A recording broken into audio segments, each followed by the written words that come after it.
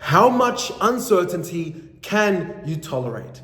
One thing I've started to learn over the last 4 months in particular, as our agency has grown. So every single month for the last 4 months, our agency has literally gone up in revenue.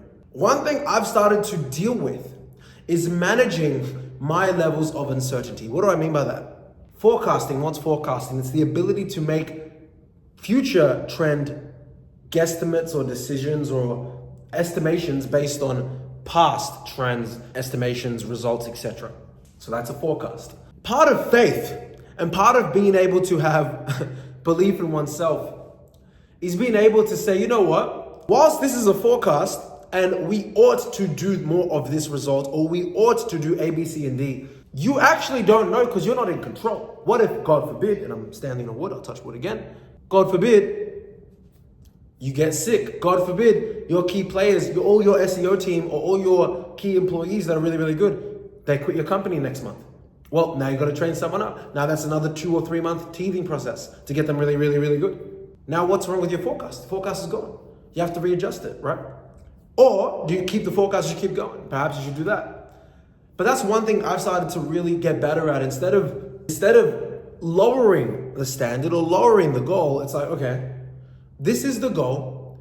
How do I get to this? Even though these terrible things could and likely are to happen. Murphy's Law. If it can happen, it will. So as you grow in this game of entrepreneurship, and I'm a guppy fish in this sea of sharks in this game of business, right?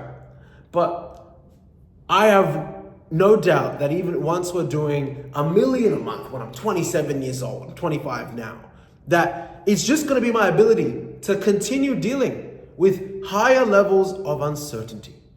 Because that literally is the game of entrepreneurship. It's the ability to have faith in yourself, in your team, in your opinion, in your conviction. And regardless of how solid it is in the present, still being able to jump off that plank and glide. And I love it because it tests me every day and it gets me being more creative, more intentional, more resource effective, more crafty in an ethical way. And it's really just taught me that faith is really what it all comes down to. You know, a lot of biblical, or if you're not religious, laws of the world or the universe, a lot of these things are act, or be thankful and you will receive, So you guys just keep going. But when I say keep going, I mean keep taking large jumps of faith. But faith isn't just verbal, it's backed by action. I'll see you at the top.